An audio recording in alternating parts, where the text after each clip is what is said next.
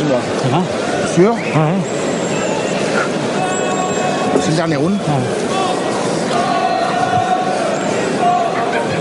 On doit être un peu derrière, non? Hein? On doit être un peu derrière. Ça va. How are we doing here? Yeah. Fine. This last round, final round. Yes, okay. Okay, touch up, touch love. Tiens. Comment tu te sens? Ça va, ouais. Hein? Ça va? Ça va? De toute façon, t'es Kérob. Alors lève les basses, travaille sur un ou deux coups. Lève les basses, travaille sur un ou deux coups. T'entends ce que je te dis, Bobo? Et essaie de ne pas prendre trop de coups, tu les feras certainement. Allez, vas-y, respire. Le dernier. Ça prend le Kérob. D'accord, Julien? Il a raison, ton père, il a raison. Si tu peux mettre une bande droite, c'est bon. Tu peux le toucher sur une droite, ça serait bon. Ou pas? Oui, on a aussi entendu surtout essayer de ne pas prendre trop de coups parce que le père qui est dans le coin, Aquaviva qui le suit depuis sa carrière amateur, Louis Acariès qui l'aime comme tout le monde l'aime dans le team et dans le PSG Box, donc il est un des derniers survivants. On n'a plutôt pas envie qu'il ait encore plus mal.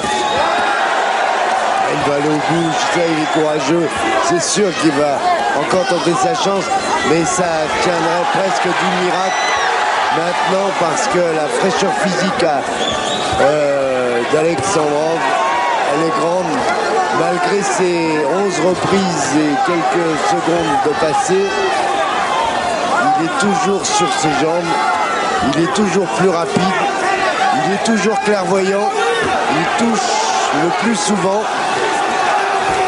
Il n'y a vraiment pas beaucoup la place pour la placer, cette bonne droite.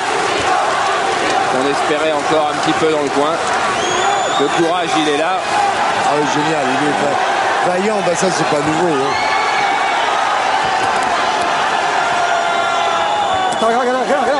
Eh bien, Lorcy fait partie de ceux qui font honneur à ce sport qui est impitoyable. Lorsqu'on n'est pas au mieux de sa forme, et que l'autre y est malheureusement, eh bien, voilà, on prend des coups, on est impuissant, on ne peut pas réagir, et on vient encore de prendre un crochet gauche, malgré tout ce courage dont il fait preuve, Julien. Non, il faut juste espérer qu'il reprenne plus de coups derrière, qu'il bloque à peu près, et que le chrono défile le plus vite possible, parce que ouais, la droite est jolie, mais au premier round avec toute la vigueur et toute la puissance, peut-être. Mais au dernier round avec toute la fatigue et toute la dureté, les coups qui ont été encaissés. Il met ses dernières forces dans cette droite, mais il n'y a plus de jus, il n'y a plus de vitesse, donc il ne peut pas y avoir de punch. Bon, 45 secondes. 45 secondes pour délivrer. Je crois Julien qui va pas vouloir, qui veut être fier, qui est allé au bout de lui-même, il a donné le meilleur de lui-même, il ne pouvait pas faire plus. Le problème c'est que c'est la troisième fois qu'il fait ça, mais même si la blessure d'Alexandrov s'est rouverte, il n'y a plus de titre mondial à espérer. Même si cette droite encore, elle peut faire frémir les gens. En tous les cas, elle lui permettra de quitter le ring sous les applaudissements. C'est certain. Parce que jusqu'au bout, il aura essayé. Allez. Et oui, ça sera une lourde défaite au point d'au moins 4 à 5 points. 5 points sans doute. Ce sera en tous les cas une heure encore très très forte et difficile qu'il aura dû passer. Julien Lorcy ne sera pas champion du monde ce soir des super plumes. Non. Et il va avoir besoin vraiment là cette fois de prendre du recul. Je pense qu'il sait lui déjà dans la tête. Il ne va plus vouloir entendre parler de boxe pendant un bon moment. Julien, il a que 26 ans. Hein. C'est on va dire son troisième combat dur. C'est beaucoup dans une carrière, mais c'est peu. Il avait obtenu 37 succès. Avant cela, peut-être certains trop rapides. Voilà, quand c'est pas bien.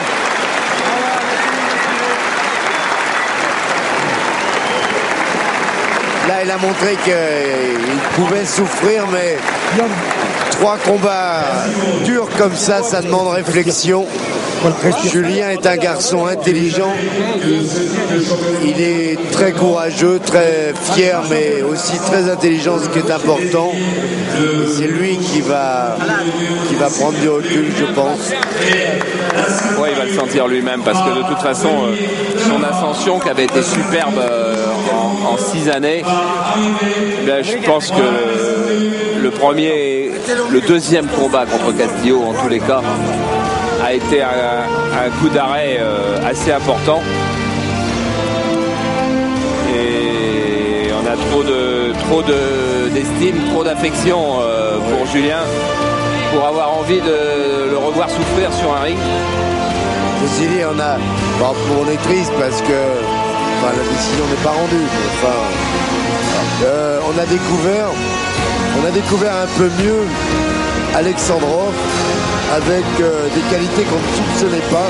Quelqu'un qui n'est pas très spectaculaire, quelqu'un qu'on croit comme ça à la portée de tout le monde. C'est ce qu'on pouvait se dire lorsqu'on l'a vu à 2 reprises devant Jamel Lifar. On a dit oui, bon, Jamel Lifar, il n'a pas les outils parce qu'il ne frappe pas.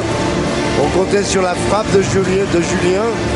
Et puis malheureusement, il n'y avait pas cette spontanéité, il n'y avait plus cette vitesse d'exécution qui faisait de Julien un puncher. Il baisse la tête, Julien, sur le ring, il vient de me faire signe. Oui, ça va, mais ça va comme ça, physiquement ça va, mais il croit évidemment plus au succès. On écoute quand même le pointage. Oh.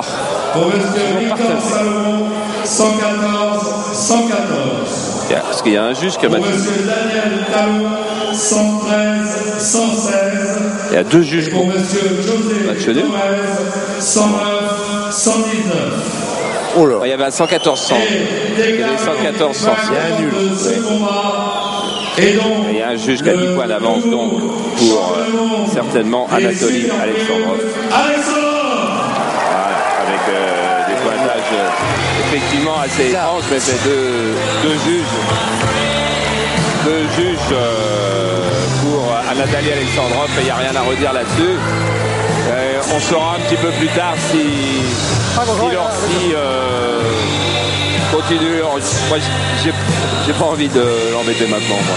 Non, ça va être trop dur de lui demander quoi que ce soit. Non, on a envie qu'il aille retrouver sa femme, son petit gamin, qu'il aille avec son père. On ira le revoir un petit peu dans les vestiaires, mais bon, ce soir, on n'a pas trop à cœur